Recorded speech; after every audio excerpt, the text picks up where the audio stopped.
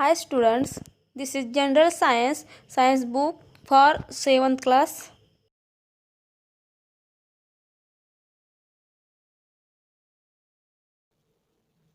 Twenty chapters are included in our syllabus in this year. Now we are started first chapter, the living world adaptations and classification. म्हणजे सजीव सृष्टी आणि त्यांचे अनुकूलन आणि वर्गीकरण. Living words म्हणजे सजीव सृष्टी, अडॅप्टेशन म्हणजे अनुकूलन आणि क्लासिफिकेशन म्हणजे वर्गीकरण. In what different ways is the diversity in living thing seen. तर एवढी विविधता कशामुळे निर्माण झाली असेल हे आपण या चॅप्टरमध्ये पाहणार आहोत. A great variety of plants is found on the earth. Some plants have colorful flowers. Some plants grow in water, whereas some are to be found in deserts, which have a scarcity of water. Some plants are found only in snowy regions. Some plants cannot be seen without a microscope, whereas some are huge in size. Like plants, animals too show diversity. Some are unicellular, others multicellular. Some are vertebrates, whereas others are invertebrates. This world is full of variety of animals: aquatic, terrestrial, amphibian, reptilian, aerial, etc. This observation gives rise to the question, how did this great diversity come into being? तर आता आपल्याला सजीवांमधील विविधता बघायची आहे. तर पृथ्वीवर आपल्याला वेगवेगळ्या प्रकारच्या वनस्पती आढळून येतात. त्यापैकी काही वनस्पती ह्या विविध रंगांच्या फुलांच्या असतात, तर काही वनस्पती पाण्यात आढळून येतात. त्याउलट काही वनस्पती ह्या डेझर्ट एरिया म्हणजेच वाळवंटी प्रदेशात आढळून येतात, जिथे पाण्याची कमतरता असते. Some plants are found only in snowy regions. तर काही वनस्पती अशा आहेत की त्या फक्त आपल्याला हिमप्रदेशात म्हणजेच बर्फाळ प्रदेशात आढळून येतात. Some plants cannot be seen without a microscope, whereas some are huge in size. तर काही वनस्पती अशा आहेत त्या आपण मायक्रोस्कोपशिवाय बघू शकत नाही, तर त्या उलट काही वनस्पती अशा आहेत की त्यांचा आकार हा प्रचंड मोठा आहे. Like plants, animals too show diversity. जसे आपल्याला वनस्पतींमध्ये विविधता आढळून येतेच, त्याचप्रमाणे प्राण्यांमध्ये सुद्धा आढळून येतेच. Some are unicellular, others multicellular. तर काही प्राणी हे एकपेशीय असतात, तर काही प्राणी हे बहुपेशीय असतात. Some are vertebrates, whereas others are invertebrates. तर काही प्राणी हे पृष्ठवंशीय असतात, तर काही प्राणी हे अपृष्ठवंशीय असतात. This world is full of variety of animals. हे जग हे विविध प्राण्यांनी भरलेले आहे किंवा विविध प्राणी आपल्याला या जगात आढळून येतात. फॉर एक्झाम्पल, ॲक्वॅटिक म्हणजेच पाण्यात राहणारे प्राणी, टेरेस्ट्रियल म्हणजे जमिनीवर राहणारे प्राणी, ॲम्फिबियन म्हणजे उभयचर प्राणी, रेप्टेलियन म्हणजे सरपटणारे प्राणी, एरियल म्हणजे हवेत राहणारे प्राणी, etcetera. This observation gives rise to the question, how did this great diversity come into being. तर एवढं सगळं निरीक्षण केल्यानंतर साहजिकच आपल्याला प्रश्न पडतो की एवढी विविधता कशामुळे निर्माण झाली असेल. तर आपण हे पुढे पाहणार आहोत. Are the plants and animals from Kashmir and Rajasthan of the same type? Can you elaborate on any differences between the two? तर काश्मीरमध्ये आढळणारे प्राणी व वनस्पती हे आपल्याला राजस्थानमध्ये आढळतात का? तर नाही. तर याचा फरक आपण पुढे जाणून घेऊया. Coniferous trees like pine and deodar flourish in snowy region like Kashmir. तर पाईन आणि देवदार यासारख्या सूचीपर्णी वनस्पती आपल्याला काश्मीरमध्ये म्हणजेच हिमप्रदेशात आढळून येतात. हावेवर त्याउलट in the deserts of Rajasthan plants like cactus and acacia babul are to be found. ज्याप्रमाणे काश्मीरमध्ये पाईन आणि देवदार अशा वनस्पती आढळून येतात, त्याचप्रमाणे डेझर्ट्स म्हणजे वाळवंटी प्रदेशात राजस्थानमध्ये आपल्याला निवडुंग आणि बाबूळ यासारख्या वनस्पती मोठ्या प्रमाणात आढळून येतात. The camel, a desert animal, is not found in Kashmir. तर उंट हा वाळवंटी प्राणी आहे, तो काश्मीरमध्ये आपल्याला आढळून येत नाही. What is the reason for this differences. तर हे असं का होतं ते आपण ॲडॅप्टेशनमध्ये पाहणार आहोत. Now, what is mean by adaptation.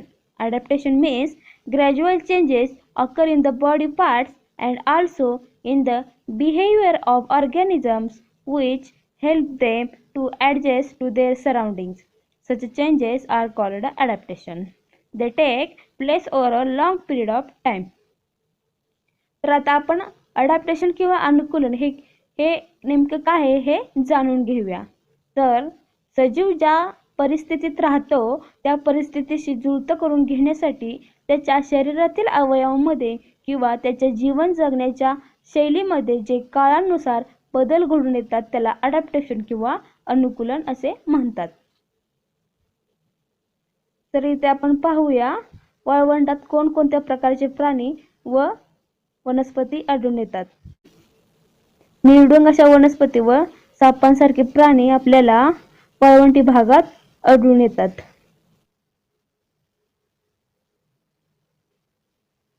So now we are started adaptation in plant. Observe and complete the chart. Include other plants from your own region too. तर त्यांनी आपल्याला इथे एक चार्ट दिलेला आहे, त्यापैकी त्यांनी काही एक्झाम्पल दिले आहेत ते आपल्याला कंप्लीट करायचे आहेत. तर एक उदाहरण त्यांनी आपल्याला इथे किंवा एक्झाम्पल सोडवून दिलेलं आहे. तर फर्स्ट कॉलम आहे प्लांट वनस्पती, दुसरा कॉलम आहे हॅबिटेट म्हणजे ते कुठे आढळतात, तिसरा कॉलम आहे टाईप ऑफ रूट म्हणजे त्यांची मुळे कशी आहेत, चौथा कॉलम आहे कॅरेक्टरिस्टिक ऑफ लीव्ज म्हणजे त्यांची पाने कशी आहेत किंवा त्या पानांची गुण वैशिष्ट्ये काय आहेत. त्याचप्रमाणे पाचवा कॉलम आहे कॅरेक्टरिस्टिक ऑफ स्टेम म्हणजे त्या वनस्पतींच्या खोडांचे वैशिष्ट्य काय आहे. तर पहिले एक्झाम्पल आहे लोटस म्हणजे कमळ, हॅबिटेट ॲक्वॅटिक म्हणजेच lotus are found in aquatic or water म्हणजे कमळ हे पाण्यात आढळून येते. These are aquatic plant. Type of root, lotus roots are fibrous म्हणजेच लोटसची मुळे ही फायब्रस म्हणजे तंतुमय असतात. Characteristic of leaves of lotus large and round with waxy layer. लोटसची पाने ही मोठी आणि गोलाकार आकाराची तसेच त्यावर मेणासारखा थर असतो. Characteristic of stem hollow and flexible.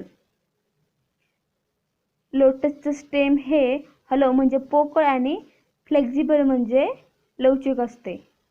तर आपल्याला आता दोन एक्झाम्पल कंप्लीट करायचे आहेत. फर्स्ट कॅक्टस, सेकंड बनियान. कॅक्टस मीन्स निवडुंग आणि बनियान मीन्स वड.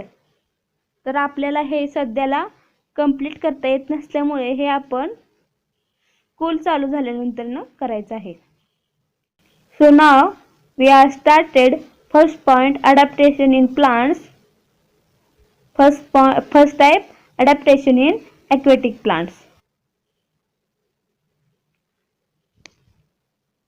Visit various water bodies such as a river, brook, pond, lake in your surroundings and what differences do you observe between terrestrial and aquatic plants.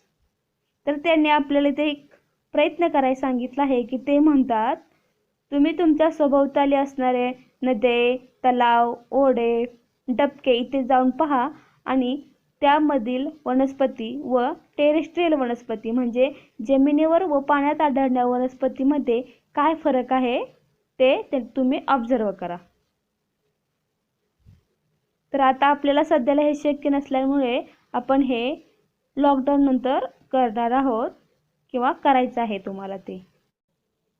Now some of the aquatic plants are firmly rooted in the soil at the bottom of the water bodies. Their stems are submerged, while leaves and flowers float on the surface. However, some plants are entirely afloat. Their roots are not anchored in the soil. तर पाण्यात राहणाऱ्या वनस्पतीमध्ये काही वनस्पतींची मुळे ही जमिनीत खोलवर रुतलेली असतात, तर त्यांचे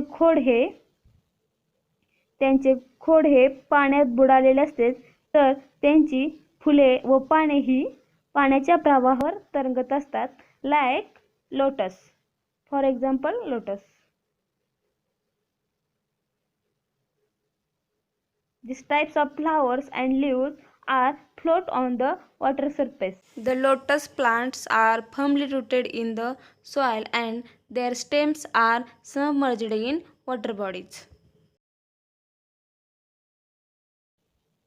These types of leaves are found in lotus plant and hollow and flexible stem are found in lotus plant.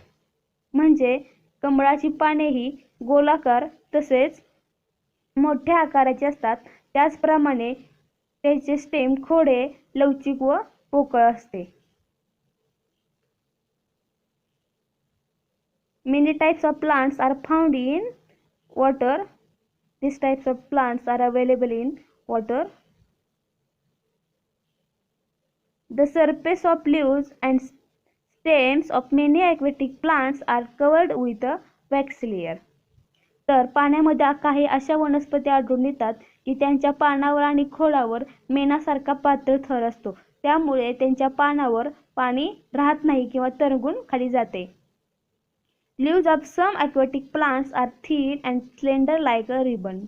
पाण्यात राहणाऱ्या वनस्पतीपैकी काही वनस्पतींची पाने ही रिबीनसारखी लांब किंवा नाजूक म्हणजेच अरुंद असतात.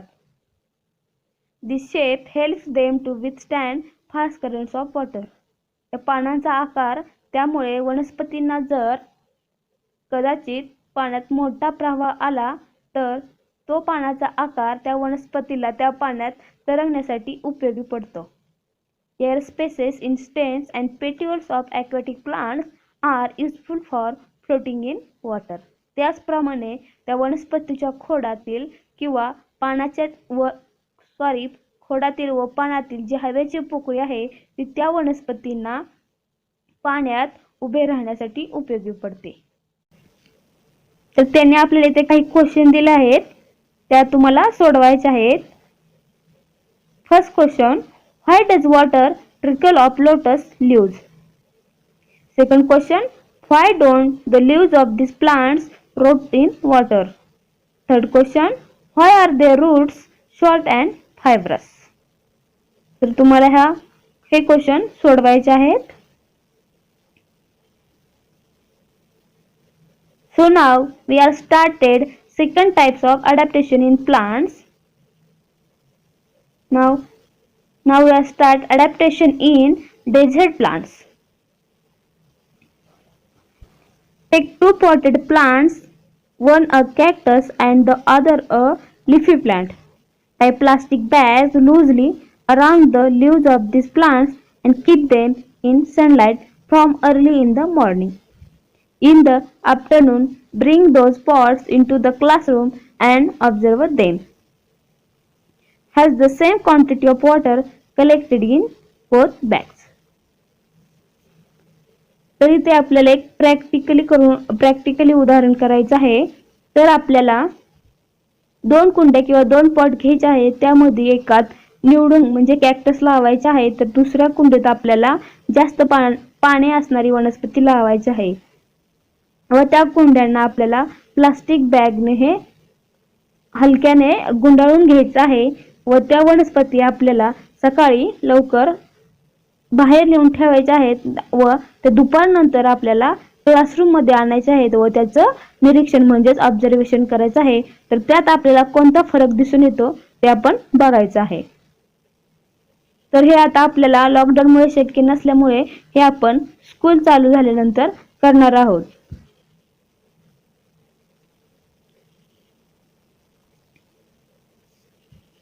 Desert plants.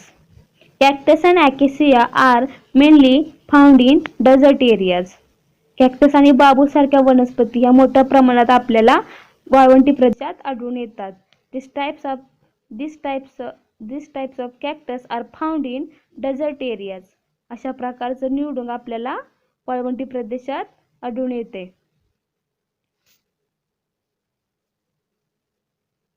Desert plants are either leafless or their leaves are like small needles or have been modified into thorns. तर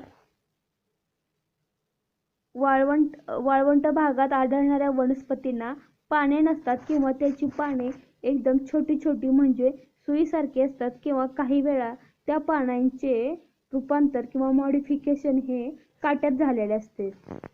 These types of leaves are found in cactus.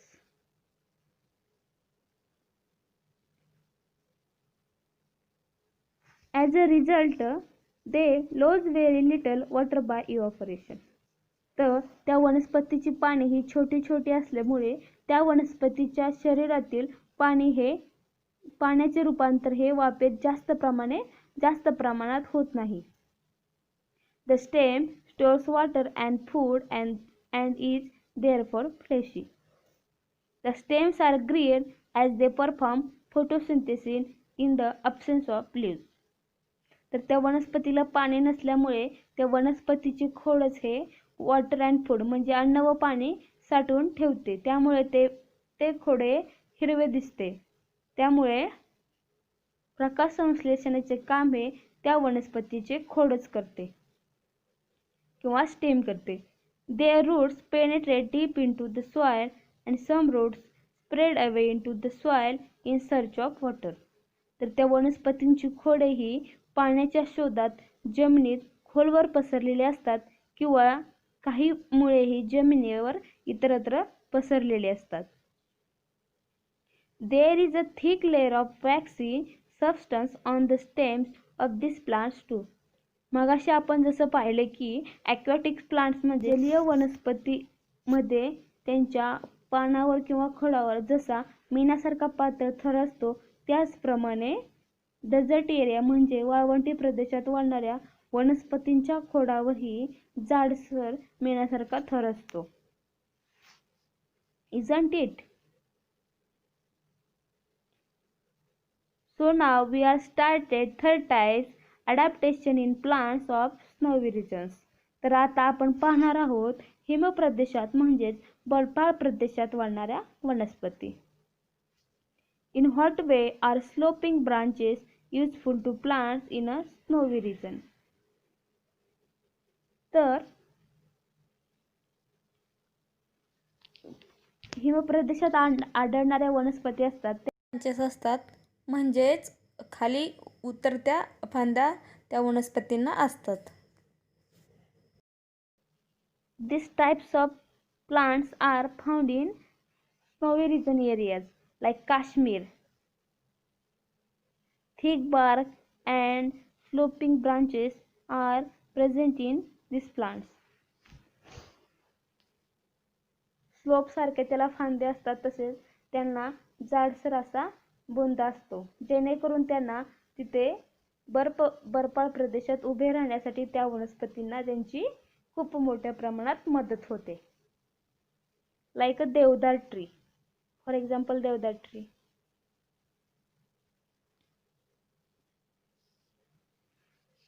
Plants of snowy regions mainly include conifers like deodar and pine. तर snowy region म्हणजेच हिमप्रदेशात वाढणाऱ्या वनस्पतीपैकी दोन main वनस्पती आहेत म्हणजेच देवदार आणि पाईन ही वनस्पती. ह्या दोन्ही वनस्पती सूचिपर्णी आहेत. These trees are conical in shape due to their sloping branches. तर त्या वनस्पतींचा हा आकार शंकूसारखा आहे तर त्यांच्या फांद्या ह्या स्लोपिंग सारख्या आहेत म्हणजेच उतरत्या आहेत. In the heavy snowfall and extreme cold in this region, their conical shape prevents the snow from accumulating on the tree and the thick bark helps the tree to withstand the cold. त्या भागात खूप मोठ्या प्रमाणात थंडी असते किंवा snowfall म्हणजे बर्फवृष्टी असते. त्यामुळे त्या वनस्पतीचा जो कोनिकल शेप आहे किंवा त्या स्लोपिंग ब्रांचेस आहेत त्या वनस्पतीला त्या भागात उभे राहण्यासाठी खूप मोठ्या प्रमाणात उपयोगी पडतात. अशाप्रमाणे जर का बर्फवृष्टी झाली व तो बर्फ त्या वनस्पतींच्या फांद्यावर पडला तर तो तिथे साठून राहत नाही, तो स्लोपिंग ब्रांचेसमुळे खाली पडतो. त्यामुळे तेथील वनस्पतींची पाने किंवा फांद्या ह्या सडून जात नाहीत. तसेच त्या वनस्पतींचा असणारा जाडसर बुंदा थिक बार्क त्या वनस्पतींना त्या थंड हवेच्या ठिकाणी उभे राहण्यास मदत करतो. So now we are started next type adaptation in plants of forest region. तर आता आपण पाहणार आहोत जंगलात वाढणाऱ्या वनस्पती. जंगलात कोणकोणत्या प्रकारच्या वनस्पती आढळतात? A variety of plants, trees, shrubs and herbs are found in forest. तर जंगलामध्ये आपल्याला वेगवेगळ्या प्रकारचे ट्रीज, श्रब्स अँड हर्ब्स म्हणजे झाडे, झुडपे, औषधी वनस्पती या मोठ्या प्रमाणात आढळून येतात. These plants compete among themselves for sunlight. तर त्या वनस्पतींमध्ये एकमेकांमध्ये सूर्यप्रकाश मिळवण्यासाठी स्पर्धा लागलेली असते. Hence, trees grow tall to get sunlight and climbers and vines grow to a great height with the support of trees. सूर्यप्रकाश मिळवण्यासाठी ती झाडे अतिशय उंच वाढत गेलेली असतात. तर त्या झाडांचा सपोर्ट घेऊन काही वेली ह्या त्या वनस्पतीचा सपोर्ट घेऊन उंच वाढत गेलेल्या असतात. Spring like tendrils of the stem of some climbers is an example of adaptation. त्या वेलींच्या शरीरावरील जे तणाव असतात, टेंड्रिल्स म्हणजे तणाव, हे एक अडॅप्टेशनचे उदाहरण आहे. So now we are started next type adaptation in grassland plants. म्हणजे आता आपण पाहणार आहोत गवताळ प्रदेशात आढळणाऱ्या वनस्पती. तर गवताळ प्रदेशात कोणकोणत्या वनस्पती आढळतात तर ते पाहूया. Diverse types of bushes and grasses are found in the grasslands. तर वेगवेगळ्या प्रकारची खुरटी झाडे आणि वेगवेगळ्या प्रकारची गवते आपल्याला ग्रासलँड रिजनमध्ये आढळून येतात. Fibrous root of grasses prevent soil erosion. तेथील असणाऱ्या गवताची मुळे ही तंतुमय असतात. जमिनीची धूप थांबवण्यासाठी आपल्याला खूप उपयोगी पडतात. Forests in the equatorial region are dense. आपल्या पृथ्वीवरील जो विषुववृत्तीय भाग आहे तिथे आपल्याला खूप मोठ्या प्रमाणात जंगले आढळून येतात.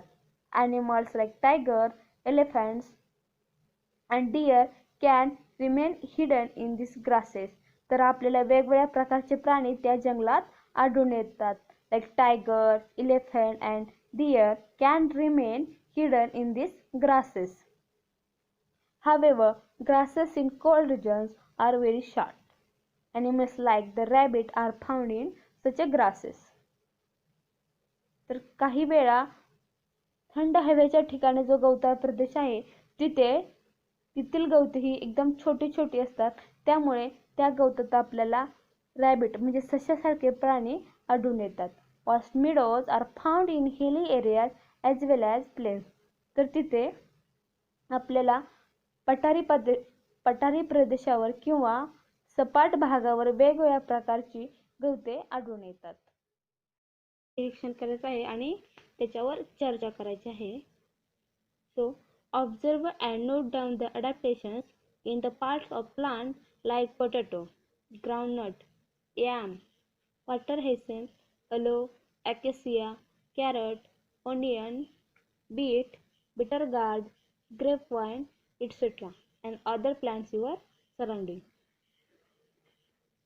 तर आपल्याला बटाटा, भुईमूग, सुरण, जलपर्णी, कोरफड, बाबूळ, गाजर, कांदा, बीट तसेच कारले, द्राक्षवेल अशा तुमच्या सभोवताली असणाऱ्या वनस्पतींच्या कोणकोणत्या अवयवात अनुकूलन झाले आहे ते निरीक्षण करून लिहायचं आहे. तर हे आपल्याला स्कूल चालू झाल्यानंतर करायचं आहे.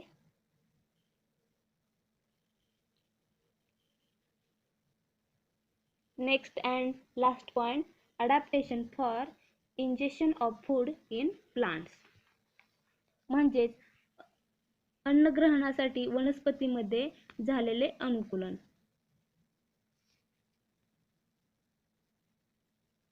Most of the plants are anchored in the ground and are autotrophic. However, plants like dodder, cuscuta are parasitic. The plant body of dodder consists of yellow wire-like stems. It is leafless and cannot perform photosynthesis. However, it has hosterial in sucking roots for absorbing nutrients from the host plant. These roots penetrate up to the conducting vessels of the host plant to absorb water and food. तर जमिनीवर राहणाऱ्या वनस्पतीपैकी बहुतेक सर्व वनस्पती ह्या जमिनीवर स्थिर व स्वयंपोषी असतात. मात्र डॉडर म्हणजे कसकटा म्हणजेच अमरवेलीसारख्या काही वनस्पती अशा असतात की त्या परपोषी असतात. म्हणजे ते स्वतःचं अन्न स्वतः तयार करू शकत नाहीत किंवा ते स्वतःवर डिपेंड राहू शकत नाहीत. यासाठी त्या वनस्पतींना दुसऱ्या वनस्पतींचा आधार घ्यावा लागतो.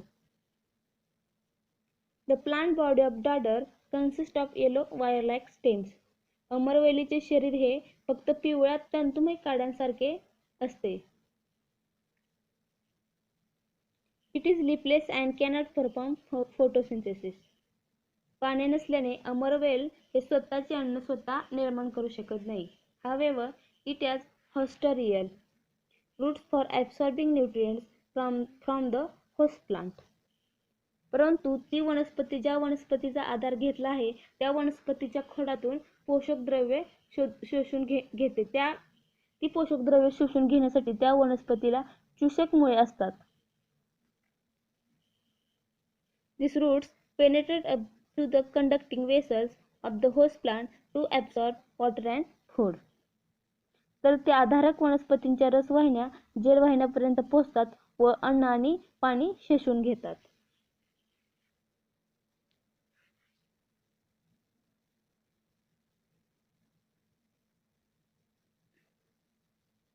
दिस लाईक कसकटा म्हणजेच अमरवेल. अमरवेलीची खोडे ही अशी वायरसारखी असतात, एकदम छोटी छोटी. या वनस्पतींना पाने नसतात. There are leafless.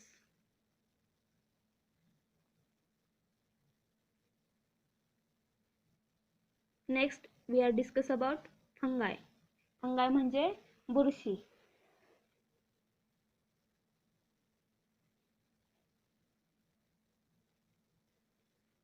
Fungi do not have chlorophyll and cannot perform photosynthesis. They obtain food from starchy foodstuffs like bhakri and bread. They have root-like fibers for absorption of food. बुरशीमध्ये हरितद्रव्ये नसल्यामुळे ती प्रकाश संश्लेषण करू शकत नाही. तर बुरशी ही पिष्टमय पदार्थावर येते. फॉर एक्झाम्पल भाकरी, ब्रेड इट्सेट्रा. अन्न शोषून घेण्यासाठी बुरशीला सुद्धा तंतुमय मुळे असतात किंवा मुळांसारखे तंतू त्या बुरशीला असतात. Plants need nitrogen, phosphorus and potassium for growth. वनस्पतीला वाढीसाठी नायट्रोजन, फॉस्फरस अँड पोटॅशियमची गरज असते. म्हणजे नत्र, स्फुरद आणि पालाश याची वनस्पतीला अत्यंत गरज असते. Plants that grow in soil which is deficient in nitrogen like Drosera, sundew, Venus flytrap, pitcher plant, etc. त्या जमिनीत नायट्रोजनची कमतरता असते अशा ठिकाणी वाढणाऱ्या काही वनस्पती जसे घटपर्णी, व्हीनस फ्लायट्रॅप, ड्रॉसेरा या कीटकांचे भक्षण करून स्वतःची नायट्रोजनची गरज भागवतात. Fulfill their need for nitrogen by consuming insects. Adaptations are seen in these plants which serve to attract insects and hold them captive. अशा वनस्पतीमध्ये कीटकांना आकर्षित करण्यासाठी व ते पकडून ठेवण्यासाठी पाणी किंवा फुलांमध्ये अनुकूलन झालेले असते.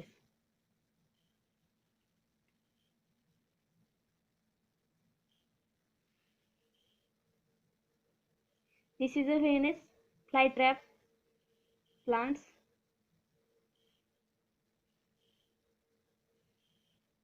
This like Venus flytrap plant. तर इथे एक आपल्याला वेबसाईट दिलेली आहे. त्या वेबसाईटवर जाऊन आपल्याला वेगवेगळ्या वनस्पतींच्या अनुकूलनाविषयी माहिती मिळवायची आहे. So here first part is finished and tomorrow we are started